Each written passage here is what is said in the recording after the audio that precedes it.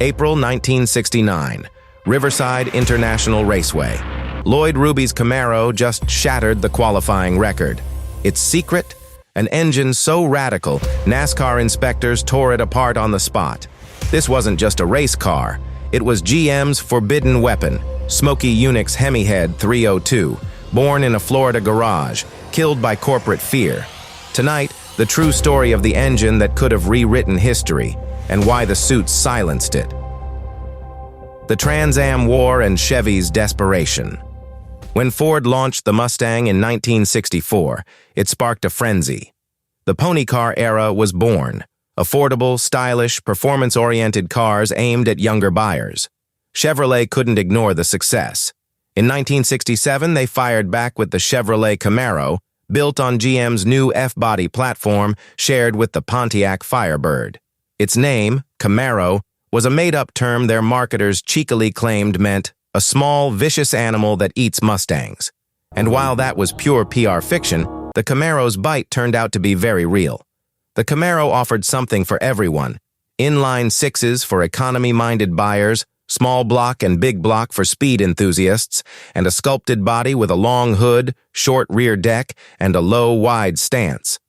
In its debut year, Chevy sold over 220,000 Camaros, signaling a strong start.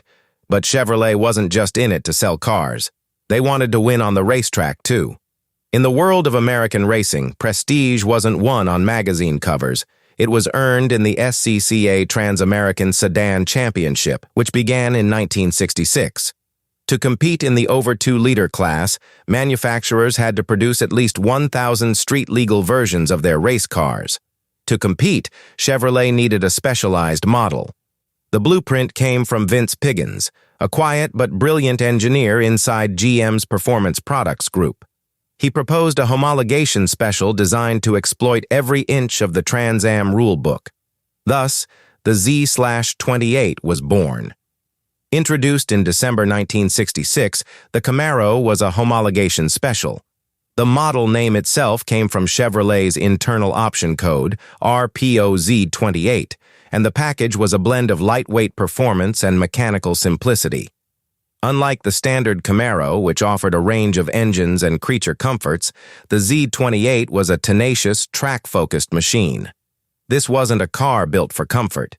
It was engineered for war. "We didn't build a race car," Piggins once said. "We built 1,000 streetcars that could be race cars." Its heart was the 302, a high-revving engine engineered to fit within the Trans Am's 5-liter displacement limit.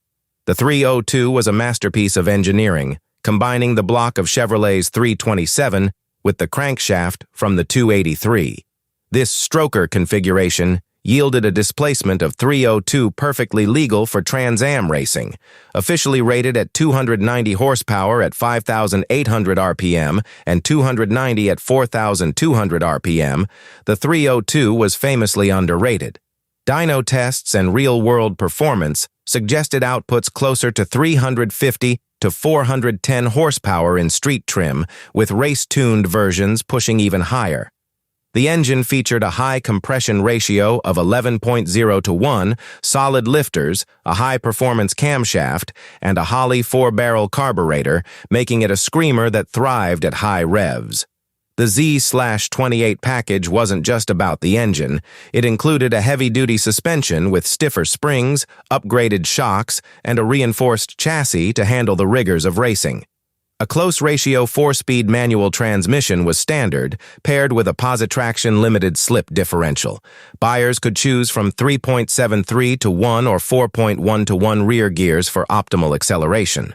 The Z28 also came with 15-inch rally wheels wrapped in Goodyear tires, and power-assisted front disc brakes were available to tame its speed.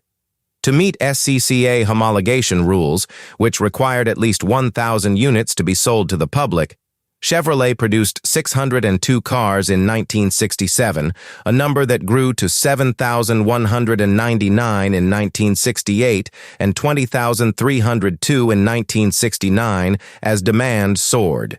The car's stripped-down nature was evident in its lack of creature comforts. Air conditioning was unavailable, and the interior was basic, with minimal sound deadening to keep weight down. This was a car built for one purpose: to win races. Its street-legal status was almost incidental, a necessary compromise to get it on the track. The 1967 season was the Camaro's first full year in Trans Am, and Chevrolet tapped racing legend Roger Penske to lead its effort. Penske's team, with driver Mark Donohue at the wheel, transformed the Z28 into a race-ready weapon. Modifications included lightweight body panels, a roll cage, racing slicks, and extensive engine tuning. Donohue, a brilliant driver-engineer, worked closely with Chevrolet to optimize the car, exploiting every loophole in the SCCA rulebook. The Z28's 302 V8 was tuned to produce over 400 horsepower in race trim, with improved breathing through headers and a free-flowing exhaust. Chevrolet faced stiff competition, particularly from Ford's Mustang, which had won the inaugural Trans Am Championship in 1966. With the Mustang already a success, they sent Jerry Titus and his Shelby-tuned Mustang into battle, and they dominated. Ford even bragged, "The Boss 302 is the baddest piece of metal on four wheels." It stung, and Chevrolet was not about to let it happen again. In 1968, Chevy turned to Roger Penske, the meticulous team owner, and Mark Donohue, the Princeton-educated driver-engineer known for extracting perfection from imperfection for full Trans Am assault. The duo transformed the Z/28 into a track killer with lightweight body panels, welded roll cage, racing slicks, and a dialed-in 302 that howled at high RPMs. But the Ford Mustangs still had the edge. Mark Donohue, despite heroic driving, was frustrated. The Ford had better top-end breathing. We needed an edge, something radical. Although the SCCA's Trans Am series mandated production-based cars, with the aim of keeping racing grounded in showroom reality, it left gaps for creative interpretation. Smokey Yunick, a legendary mechanic and rule bender, thrived in these gray areas. His mantra, "If it ain't written, it ain't illegal," yet drove his approach to the Camaro Z28's shortcomings against the Ford Mustangs. Smokey Yunick, the dark artisan. To claw their way back to the top, Chevrolet turned to Yunick, Henry, Smokey. Yunick wasn't your average mechanic. A World War II B-17 pilot turned engineering wizard, Smokey ran the infamous best damn garage in town in Daytona Beach. His Daytona garage was less garage, more laboratory of madness, reeking of race gas, sweat, and pure defiance, as one mechanic put it. This was Smokey's domain, a place where rules were bent and cars were reborn. He was part mechanic, part magician, and fully rebellious. Smokey had already racked up 57 NASCAR Cup Series wins and a 1960 Indy 500 victory. Twice named NASCAR's Mechanic of the Year, he was respected and feared for one reason. He could make a car do things the rulebook never anticipated. And if it wasn't in the rulebook, Smokey took that as permission. One of Yunick's most daring creations was a 1966 Chevrolet Chevelle so slippery, so aerodynamically perfect, that NASCAR banned it before it ever raced. He had secretly acid-dipped the car and made aerodynamic adjustments to cheat the wind, creating a more slippery profile that gave him an unfair, but genius, advantage. That was the kind of thinking Chevy needed to topple Ford. Despite General Motors' official ban on racing, instituted in 1963 due to antitrust concerns and public safety pressures, Chevrolet never fully stepped off the gas. Instead, they got creative. While GM couldn't support racing publicly, they funneled parts, engineering support, and secret funding through independent teams. And at the heart of that gray area operation, Smokey Yunick. Yunick was tight with key Chevy figures like Vince Piggins and Zora Arkus Duntov, and his Daytona Beach garage became a covert lab for GM's racing ambitions. Officially, GM was out. Unofficially, they handed Smokey the keys to the kingdom and looked the other way. Yunick's 1967 Bonneville Camaros were a prelude to his Trans Am ambitions. Yunick took the Camaro platform and transformed it into something entirely different. His Z28s weren't showroom stock, they were custom-built race weapons. He often started with base Camaros or bare shells supplied by Chevrolet, then applied Z/28 badging and components to meet the letter of the Trans Am rules, which required cars to resemble production models. But under the skin, they were anything but standard. Yunick engineered these Camaros with every trick he could muster: extensive chassis tuning, aerodynamic tweaks, and power plants tuned far beyond factory specs. These weren't Z28s as Chevrolet built them. They were monsters as Smokey imagined them, pushing the boundary between legal and legendary. Two of these cars were powered by highly tuned 302 small block, producing an estimated 445 horsepower, while the third featured a fire-breathing 396, detuned to 540 horsepower for reliability during endurance runs. The two small block Camaros, meanwhile, were masterpieces in mechanical engineering. Built around the factory-style 302, Yunick's versions shared almost nothing with showroom cars beyond their displacement. He outfitted the engines with high-compression pistons, aggressive camshafts, and custom intake systems, all tailored for maximum performance and durability. The result? A mind-blowing 445 horsepower, nearly 55% more than the official rating. And because these Camaros were intended for extended high-speed runs, he paired the engines with lightweight components and meticulous aerodynamic tweaks. But Yunick's brilliance didn't stop at the engine bay. To reduce weight, he employed acid dipping, a controversial but effective method where body panels were submerged in chemical baths to thin the metal. The result? Lighter Camaros that looked stock but carried far less bulk. He then lowered the chassis by modifying the front subframe, dropping the car's center of gravity, and improving aerodynamics at high speeds. Wider fenders made room for racing tires, and aerodynamic tweaks like flush-mounted drip rails and a laid-back windshield helped shave drag, a critical factor on Bonneville's long, open stretches where even minor gains meant more miles per hour. These weren't just flashy race cars. They were precision-built machines crafted for speed and endurance. The two small-block Camaros were specifically engineered to compete in Bonneville's 5-liter class, targeting both speed and endurance records. Each modification, every curve, vent, and internal component, was calculated for maximum performance. And it worked.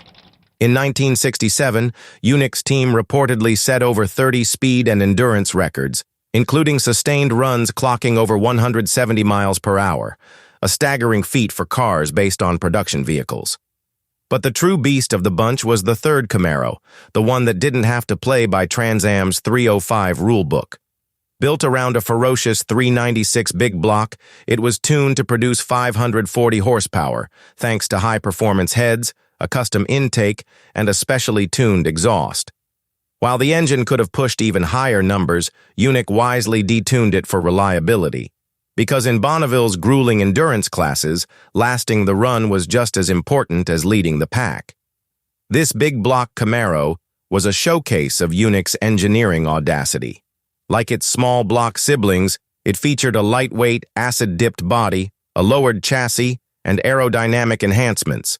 The car was fitted with specialized gearing and a reinforced drivetrain to handle the immense torque of the 396 cubic inch engine.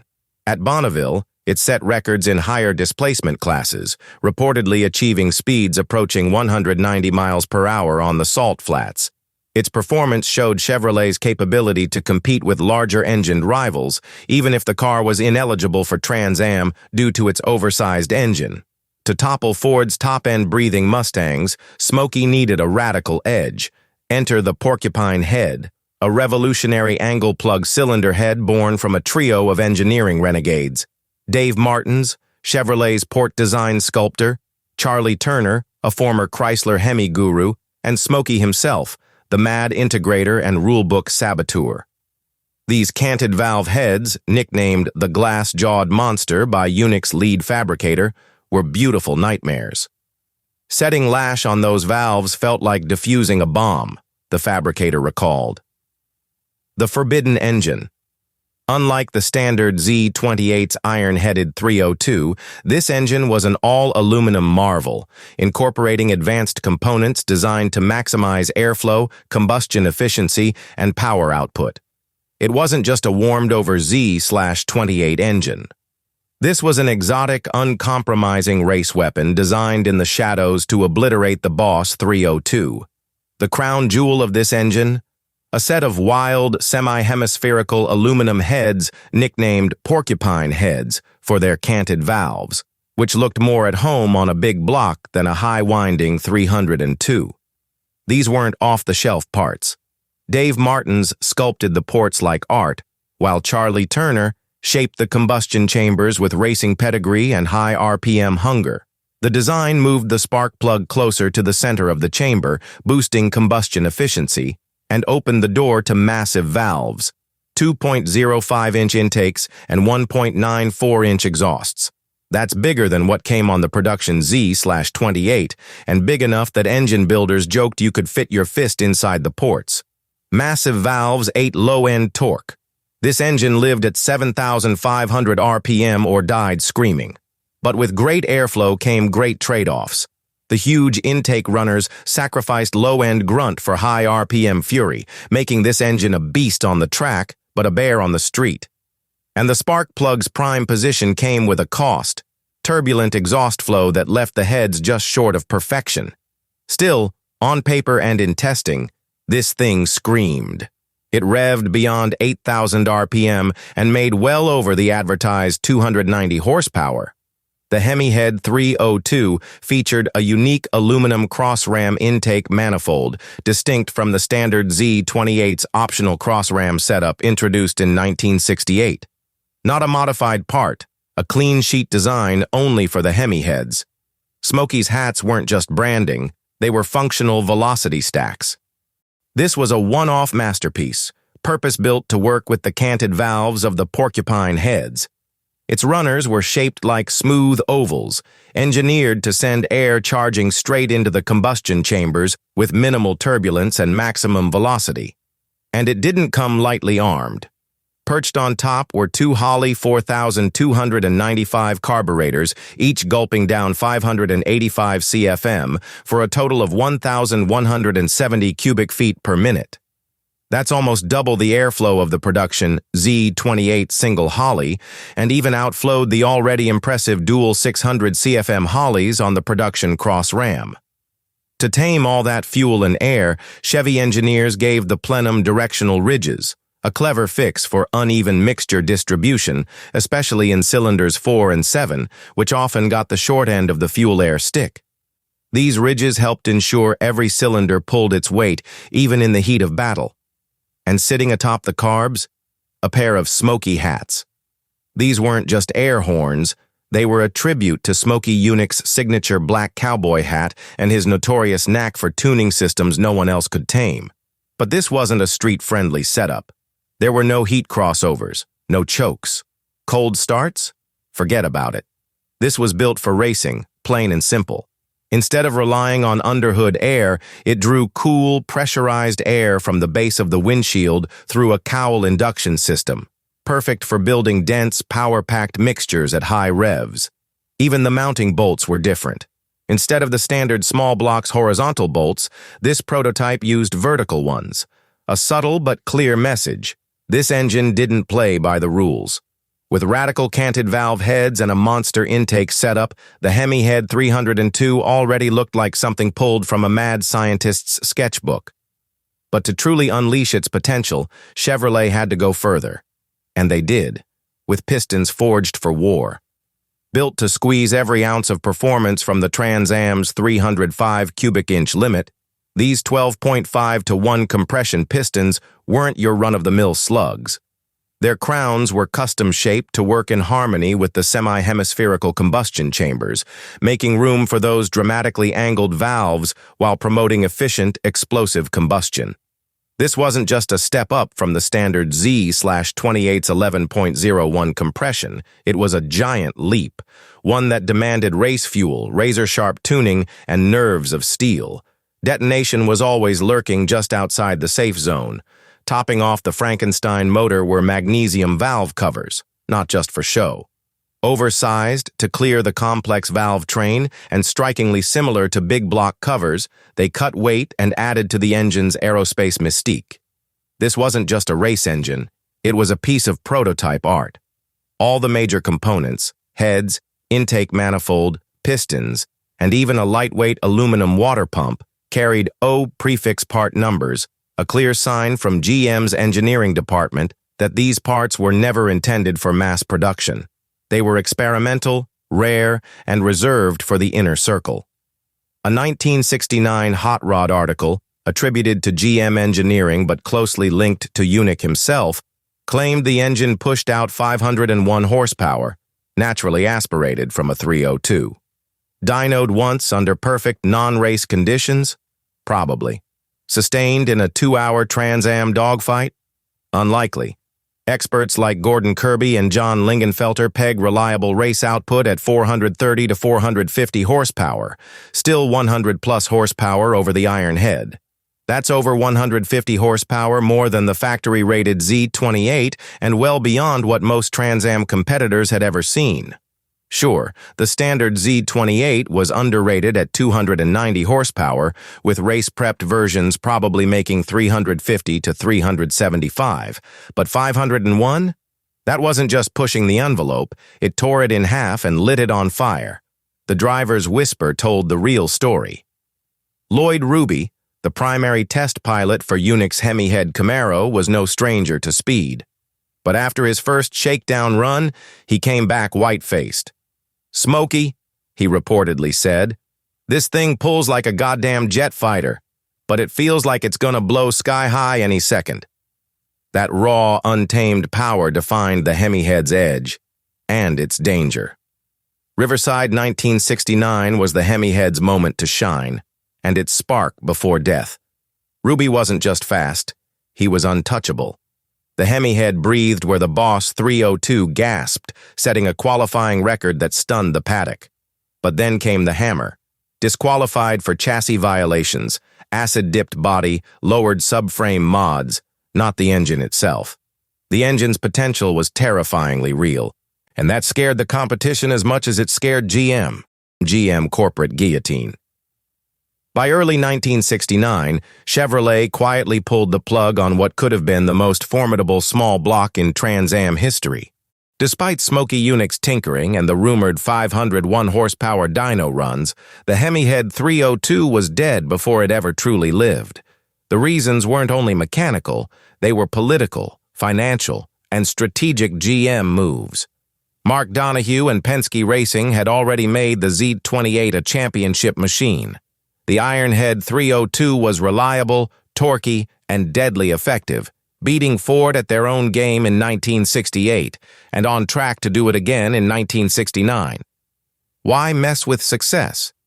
The GM executives asked themselves, why risk a scandal for an unproven engine when we're already winning? OGM, the Hemi-head was overkill, marginal gains for maximum risk.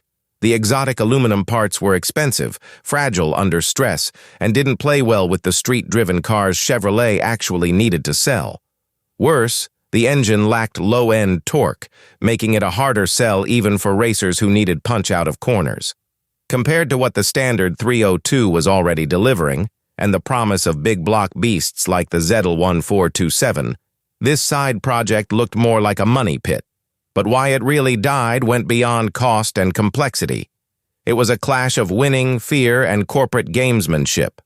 But the elephant in the room is the GM's racing ban. Since 1963, GM had enforced a strict no-factory racing policy. Officially, they weren't involved in motorsports. Unofficially, they absolutely were, through backdoor deals, shadow projects, and trusted hands like Vince Piggins and Smokey Yunick. But the Hemi-head was too visible, too loud, too close to violating the corporate facade. And so GM feared NASCAR's wrath. If this exotic Chevy engine dominated Trans Am, Bill France Jr. would ban it and retaliate against Chevy and NASCAR, their real cash cow. And Smokey's reputation didn't help.